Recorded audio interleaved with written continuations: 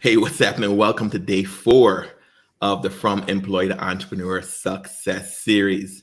Today, our guest is Malene Robinson, and we'll talk to her about her journey from employee to entrepreneur. She has a little bit of a different story and a very creative way in how she's making it work for her. Now, a little housekeeping. I'm Colin Yearwood. I'm your host. And the goal of the Employee to Entrepreneur Success series is to share with you authentic stories of people who are going through that journey, the challenges and the wins and the processes that they have figured out to make it work for them. It's not a straight line all the way up. There's bumps in the road, and being aware of those bumps in the road give you a little bit more of allow you to skip ahead a little bit in your journey of going from employee to entrepreneur. You can find more about me at colinyearwood.com, and Malene will tell you where you can connect with her. So let's talk about you, Malene. How are you today? I'm doing great. It's a great day, man, to be here, to be doing this entrepreneur journey. It's fantastic, bro. Awesome. So let's do me a favor. Tell us a little bit about you and where you are in your entrepreneurship journey right now. Okay, well, a little bit about me. I am a Trini, so we know Trinidadians. If you ever know of any Trini, if you ever met a Trinidadian, an authentic Trinidadian, we like to party. But the way I party is a little different. I think my party and the way I celebrate is really pouring into the lives of others. And that's what led me into transformational coaching. And so I'm a transformational coach. I'm also a strategist. I help women to transform their lives from ordinary to exceptional through self-mastery. So that's pretty much what I do. And I'm very passionate about it and I enjoy it. And I think that's the key to it all, really enjoying what you do and how you serve others. So yeah, I'm a Trini. I love to celebrate life, but at the end of the day, it's all about making others' lives better. That's what it's all about for me. Brilliant. You started off on fire. First question, let's dive in and share some value right off the top. What is one thing you wish you knew sooner about entrepreneurship? That's a really good question. To be quite honest with you, the thing about entrepreneurship that I really don't, I think that there is this perception of entrepreneurship, of the online perception that it's easy and you can just start making money and become a millionaire just like that. And that's totally erroneous. For me, what I wished I'd known was the development, the personal development that is required to be a successful entrepreneur. Now, I know that, it's a process, it's a journey, but I did not realize that entrepreneurship will test you. It will test your will and it will test your drive. And trust me, you want that test because it shows you where you are and what you need to do to move ahead. So that's one thing I wish I would have known about entrepreneurship. I think you hit on something a lot of people overlook, that personal development component when it comes to entrepreneurship. So give us an idea what that personal development journey was like for you. It was a long journey, Colin. It was a long journey, but so necessary because, Jim Rohn says something that, if you don't like the way that your life is going, change. You're not a tree. And I love that because we have the opportunity to choose. And for me, it was making those choices and really asking myself the hard questions and dealing with my own biases, my own inconsistencies, and making the choice to be better. So for me, it was starting at the reality of this is who I am, this is where I'm lacking, and what do I need to do to double up and to become better in it. So it's everything from scheduling, time management, and knowing yourself so deeply, when you're most productive and when you're least. So scheduling those tasks that you need to accomplish first when you're most productive. So it's such a great lesson. Entrepreneurship is such a great lesson in self-awareness and, playing towards your strengths and getting help towards your weaknesses. That's good. Now, when you were in your career, we'll talk about the career you were, but before we get there, did you find yourself working on personal development during your career, or did it become more of a thing to do as you made that transition, or you start thinking about entrepreneurship? I think personal development for me, it really began. I see it's a little different for me, Colin, because of the experiences that I've went through. You know, a lot of people that I share this as part of my journey was I was in a very toxic relationship. And because of that, getting away from that toxicity and then saying, okay, you know what? I don't want a repeat offense. So I knew I had to deal with Malene and what caused that situation and removing that from my life. So that's where it started for me. And in the process, entrepreneurship developed. And so for me, personal development started because of my own experience and then realizing that, you know, what I was doing, other women needed what I had and just saying, okay, you know what?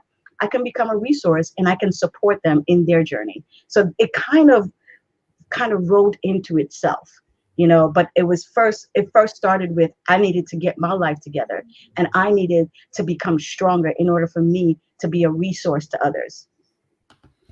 Wow, that's good. So through your challenges, you saw, and through you improving yourself, you saw that I can become a resource. The ideas for entrepreneurship started to show up. How did it start to show up for you in the first place? Well, you know, when the online world came along, I said, man, I can make money online. Come on, man. How can I create a store or do something online in order for me to profit while I sleep? So it started there. And then I realized, you know what? It's not just about creating another stream of income.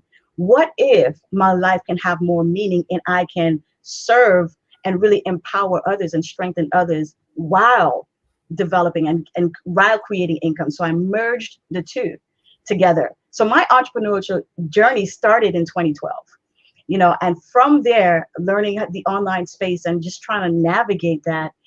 From there, I just kind of merged my passion with what was happening online and using that opportunity to really, man, just, you know, put all the pieces together and find a sweet spot for myself. So we can go back a little bit in the story. This is good. Let's go back to. Am I unpacking too much? I don't. Oh no, you're good. Yeah, I like how you're leading this. This is really, really good. Let's go back to the beginning a little bit, right? What was your career before entrepreneur? What was your career when you started your entrepreneurship journey? What were you doing professionally? So professionally, I had a tutoring. I was doing tutoring, online tutoring. I was tutoring with a niche population, the Seminole Indians, as well as, you know, I was, well, actually I transitioned from tutoring into social work. So I did social work because my degree was in sociology and psychology. I really loved people, loved being around people. And so I transitioned from teaching into social work. And then I realized that, you know, that was becoming, it didn't fit with my passion and who I was. And so I had to take a step back and be like, man, what do I love to do? And I realized that everything I do, teaching is that scarlet thread through it all. At every job, every position that I've ever had, even in leadership, I found myself in a training position. So teaching was the scarlet thread through it all. And so I used that, understanding that, and I used that to say, okay, I need to stay in a space where I'm teaching, where I'm always educating and empowering others. Perfect. So that made somewhat of a natural transition into your online business. Give us an idea of, I know you're a transformational coach right now doing some amazing work. I love your lives. You know that. You do great videos. But give us an idea of what that journey was between getting started in 2012 and 2019 when you went full-time. Were you committed to one path, or were there multiple things you were trying during that period of time? Yeah, absolutely, Colin. I mean, for real, several. I can't even count the different opportunities. I think entrepreneurs, our minds are always budding with different ideas. Oh, I can do this. I can make money here. We never lack ideas. That's not the issue. What we need to hone in on is our focus. And so for me, from 2012 to 2019, I could be honest with you, that was a time of really diving deeper into my own personal development and learning the avenue or finding the niche that was perfect for me. And so I allowed myself, even in the process of, you know, working, I did side hustles, and I still did my entrepreneurial journey because I realized, you know, hey, it wasn't paying. So I had to really balance it out. You know, we can't just be oblivious to, life. We understand that there are bills, there are things that the responsibility that we need to take care of. So we have those pockets to take care of that. But at the end of the day, I wanted to fuel my passion for entrepreneurship. And so for me, it was just, okay, developing myself, learning the different systems, learning the different tools online between 2012 and 2019, understanding what works, what didn't work, and what worked for me. Because even though it may work for someone else, was it successful with me? Did it work for me? And that was where I spent that time really developing and getting into my niche of video live streaming and understanding what worked for Malene. You sound like such a pro. Versus me, where I bought every scammy product ever. Was trying to get rich quick. You did that part too. You did that part too. Okay, all right. That's part of the process. That's part of the process. Yeah, absolutely. When it comes to finding, understanding what your niche was, what how you wanted to show up online, it took a couple of years for you to figure it out. Yes. Talk about discovery. Basically, it was a lot of this conversation so far is about self-discovery, right? Yes. And you went straight into video, which is very unusual for most people. Most people are terrified by video. Yeah. Talk about that process of discovery. Well, this is what is going to be my medium as I launch my online business. Well, let's talk about the first videos that you do suck. I mean, that's just all across the board. That's just what happens. Wait a second. Yours weren't perfect? Because mine was. Just kidding. Like horribly. I mean, I had the horrible background, the lighting. I mean, come on, man. I don't care how many YouTube videos you watch about your setup and stuff. Your first couple of videos are really going to suck because you're uncomfortable. And so for me, that, Colin, that's part of the personal development. People don't realize that all of that develops you and grows you into being the entrepreneur that you really want to be. And so you got to take the journey, and self-discovery and self-awareness is so important, because you have to look at yourself and be like, okay, maybe I need to slow down where I speak or use less gestures, but being comfortable and showing up authentically who you are. People can feel that. And that's what I realized, that video was so impactful.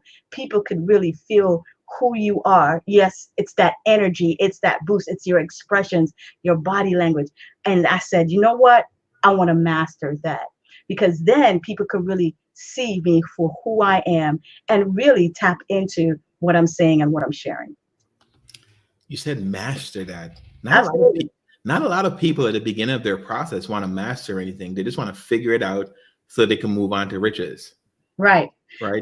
But the key is in mastery. If you look at the greatest, if you look at Steve Jobs, and man, we quote all these fantastic, entrepreneurs, Gary Vee, what do? They mastered one thing. That's it. Master one thing, and then all the other streams will flow from it. Because that's the pattern. That is the strategy. We cannot be so consumed with, I got to have my IG, I got to have my LinkedIn, my Facebook, my YouTube, my TikTok. Forget all that. Master one, and then the rest will flow. Did you give yourself a specific window of time? I'm going to do this for 90 days. And before I make a commitment, before I change either way, or were you like sold on mastering video right off the bat? I think when I played around with different mediums, so I did the little videos, I did the short videos, the longer videos, and then I started doing memes. I started getting actually really good at memes, but I realized that memes was like a snapshot. A video, you had a million snapshots. So if I wanted impact in a shorter period of time, then video is the medium to use. And so I really calculated, okay, what am I trying to do? Because at the end of the day, we only have a certain number of years to live, right? So if I want to have the greatest impact for the most of my life, then video is the stream to go. And so that's where, to me, I thought about it and I was like, okay, boom, that's what I'm going to do. So, okay, my first video sucked.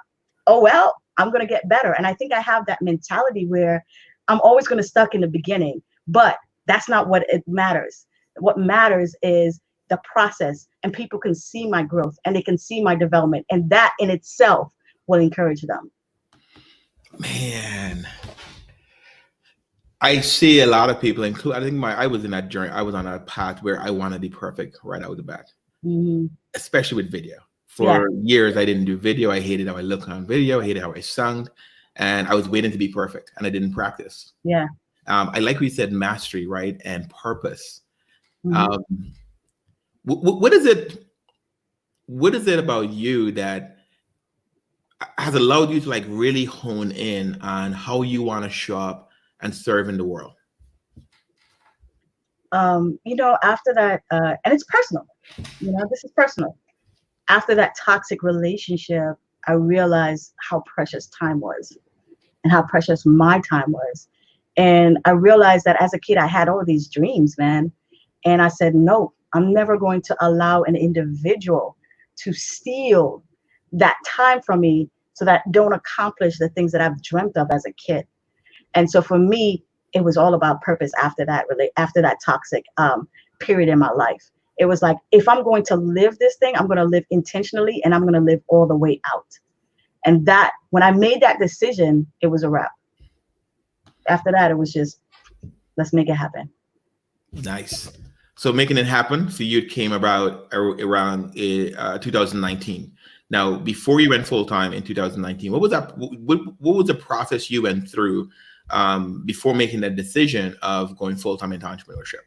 So I listened to all the gurus that said, oh, you got to have 6 months of finances stocked, and you need to make sure you lower your debt, and all those great things. It just didn't work out that way for me. I think what started to happen was it was almost like a natural progression for me. I did. Listen, let me advise you, if you can do it that way, definitely stack your chips and definitely prepare yourself for entrepreneurship. But it didn't just happen like that for me. What happened was there was something that happened in my job, and I knew, I was like, oh man, it's time to step out. A year before I left, I resigned from my position. A year before, I knew it. It was almost like God was dealing with me saying, listen, you got to make that shift. You got to make that pivot. And something happened at my job and I had to pivot out. And when I did, I realized, okay, you know what? In entrepreneurship, you have to have different places or different ways of making money. You just can't rely on one way and one stream. It just doesn't work that way. And so for me, it was like, okay, once I knew I was getting ready to make that jump, I started looking at what are my different streams? What is my different ways of making money until my business began to flourish the way that I wanted it to. Talk about that process of finding different ways of making money, because it's very different. Most people think entrepreneurship, I'm going to find that one thing I'm absolutely passionate about. I want to be a coach. I'll just do that 100%. Now, you talk about finding different streams and how you can make money. Talk about that process that you went through, and how did you evaluate those streams versus your skill set and things to that effect, how it would benefit your entrepreneurial journey. Talk about that. Well, that it's crazy you asked that question, because that was something I kind of had to learn on the fly. Got to learn really quickly. And so as I mentioned earlier, how teaching was the scarlet thread through all my experiences. And so I said, okay, that's my skill set. That's what I love. So let me find different outlets for me to teach and make money online. And so one of the things that I do is I teach online. I teach Chinese students English. So that's a lucrative, if you have not looked into it, it is lucrative for you to do that, and you set your hours and you make it work. And while I'm doing that, I have other things that I do. I work with the college, so it's in a teaching capacity. And so these are all, it's the scarlet thread is teaching, is what I love to do. So I find different ways to make money based on my passion and my skill as a teacher. Now that I've done that, I said, okay, I time it. And that's important. I time how much time I invest in one teaching capacity or the other teaching capacity. And the majority of my time, I double down into my business, because you can't allow, I'll use this analogy. You can't allow the side chick to take you away from the main squeeze. You feel me? I don't know what you're talking about at all. You can't allow it. So you got the side hustles. You can't let the side hustles take you away from what you know is going to be your legacy business. And I have a legacy business that I'm building, but I have these other side hustles until the legacy building really comes forth. That's good right there. Talk about what planning, right? It takes a lot of planning Yeah. when it comes to managing the side hustles that do supplement your income, that gives you Yeah. that room for that legacy business. Talk about how you go about planning your week, your day, so you're not easily distracted by that certainty that comes with those side gigs. The side gigs. I should have used side gigs in the beginning. I shouldn't have said side chicks. I think it was horrible. Sorry, guys. That's real. We're just keeping it, as the kids say, keeping it real. But okay, listen, that was a struggle. That scheduling thing was a struggle for me in the beginning, and I realized just how much, I wasn't good at it. But then I realized, okay, you know what? If I wanted to really be a successful in my business, then I had to get good, or I had to really set a schedule that will work for me. And so, like I said before, you really look at your days. Okay, can you survive on 4 hours of sleep? Can you survive on 5 hours of sleep? What can you survive on? What can you handle in this season of your life, right? Set that. That's the first thing I did. Say, okay, I can handle 4 hours of sleep, period. Okay, so I choose those hours, and then I choose the hours I'm going to work with the Chinese. I choose the hours I'm going to work at the college, and then everything else belongs to my business. And that's how I was able to develop my schedule. And then in that those blocks, right? In those blocks, I look at what was most important. What were the things I need to handle first? What were the tasks I needed to schedule out first? And then go, just kind of have your level of priorities. And that's how I was able to really hone in on my schedule. And man, it works well. But the truth is, it's only successful if you know yourself, and you know what you can handle, and you plan accordingly. It's not going to be successful if you start lying to yourself. And I started lying to myself in the beginning. I was like, oh, I can handle this. I can teach Chinese for like 12 hours and still be able to do this in my business. No, I had to be honest. I had to scale back on a few things so that I had the time for my business. And I think being aware of what you can handle, your own capacity, and really planning it out, that's what makes the difference. When you encounter, do you have those times where you feel you should do more of what's certain versus, because entrepreneurship, there's a lot of uncertainty there, especially when you're Yeah. building and creating your business model and you're about 8 months in, right? Mhm. Do you feel, well, how do you handle that resistance at times? So, you know what, maybe I should do more where there's a certainty with my income versus making the investment in time Yeah. for that thing that will work out later on. That's a really good question, man. And it's a real question, because I think we all face those crossroads, and some of us more often than others. But the way I look at it is, I rather the pain of fear than the pain of regret. I do not want to regret not doing what I fully love and what I'm passionate on. So what I decided is, I'm not going to let that stop me. You know what I'm saying? Like, when those moments come, I recognize I can't, employee, I'm a great employee, but I know I'm destined for entrepreneurship. And so I want to move towards my future as opposed to going back to my past. And so for me, I put up that psychological barrier in me and saying, okay, listen, are you going to push forward, or are you just going to go back into that mundane life? And the answer is already there. So it's like putting myself in that psychological place of saying, this is my destiny, and I'm going to go full speed ahead no matter what. Do you run across a lot of your clients that have it seems like you have a really, really strong mindset and belief in what is it you want to create? And that is definitely a huge driver. Mm-hmm. I know for you, it took some time and work to get Yes, there. absolutely. Do you run into, when with your clients, what are some of the common challenges that they have when it comes to developing that kind of mindset you have about what's possible, what you're creating? I think it's crazy, because a lot of my clients, the mindset is that's such a major barrier, and it's also, how we've been socialized, as women, as Black women, as whatever, how you've been socialized, how you were raised, that plays such a huge role. And so what I always do in dealing or just kind of communicating with them is just letting them know that, success is on the other side of that barrier. Everything that you want is on the other side. So let's walk, let's go, and just letting them know that I'm going to walk them through the process, that it's there for them. It's there for them taking. They just need to go and take it, and we're going to do it together. And I think that makes a difference, because when you know that somebody's with you and you admire them and you see their confidence, it just kind of like gives you a jolt and says, okay, you know what, let's make this thing. If she's confident, and I'm going to ride off of her faith. And sometimes that's all people need. That's all they need. So getting in community and getting a coach is one of the things you'd recommend, I would assume? Absolutely. We don't live in silos. And that's the thing. We try to do it on our own, but we realize you can go further faster with a team, with a community, just with people that just show up for you and just are pushing you and encouraging you.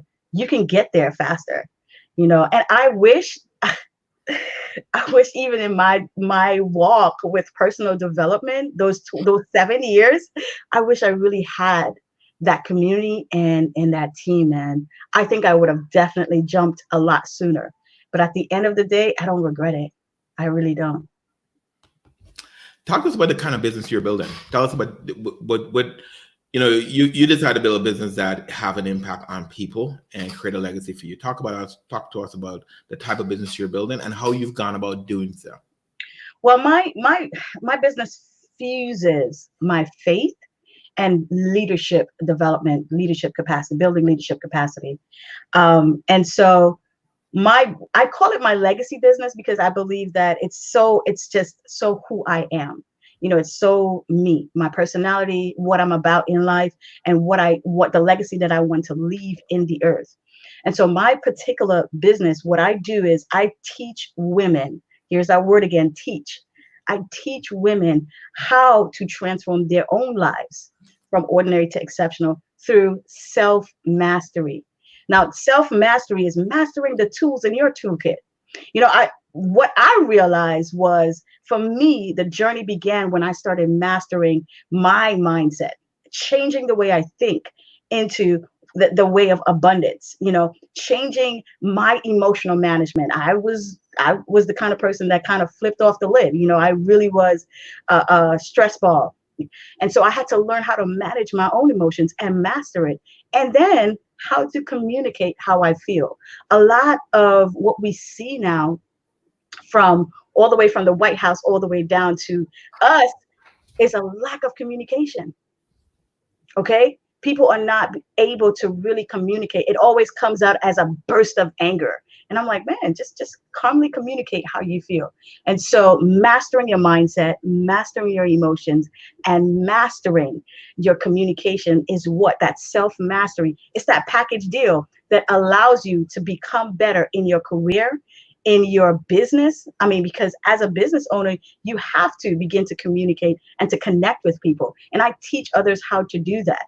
No matter what your background is and where you've been, once you know how to master the tools in your toolkit, then you can become a master carpenter, a master entrepreneur, whatever you decide to do. You can be great at it. And those who make the most money are the ones that mastered their gifts. Nice. You've doubled down on building community. You have an amazing Facebook group, which we talk about, and you're looking to start another one. Two amazing Facebook groups. And you've doubled down on video when it comes to building your business. How do you feel being committed to those two strategies have helped you speed up the process and actually reduce the learning curve for you? Reduce the learning curve? Colin, I don't know. I guess that's a matter of opinion. Well, you know what? Building community, I realize the power of community, and I think for me, understanding the power of community and how it has changed me, I want that for others to experience that as well. Now, it's all by choice. You can be a part of a group and not participate.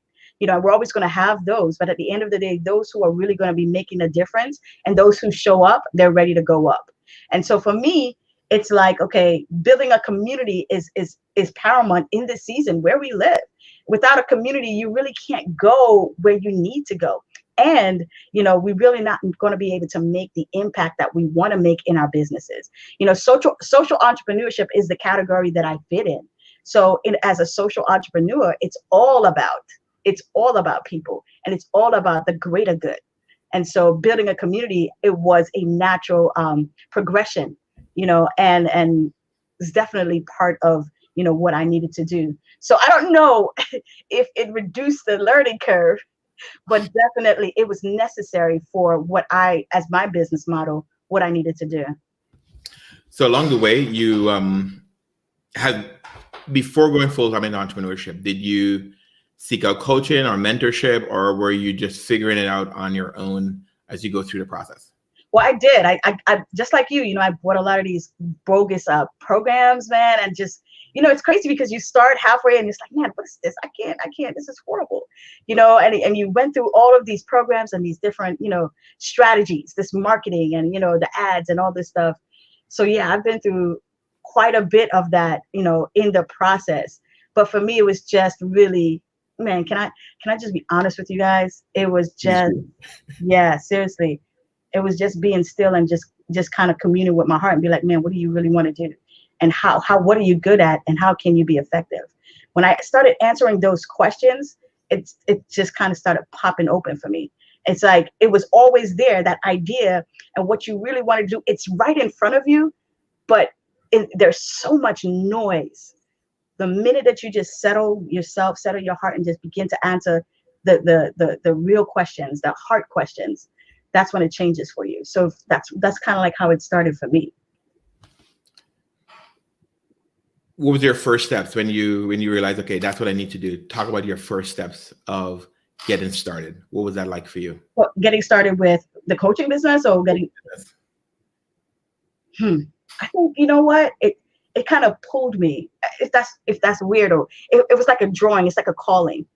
If I could say that, Yeah. I'm a woman of faith, right? And so I believe in purpose. I believe in calling, and I believe that for some reason I knew that was the next step for me. That yes, entrepreneurship, but as a coach, being able to help others in their journey, because it's almost like I wanted somebody to do for me what I did not have. Okay, but I didn't know. Okay, let me correct that, because I did have a mentor. I did have someone that really helped me through out of my toxic situation. So let me correct that.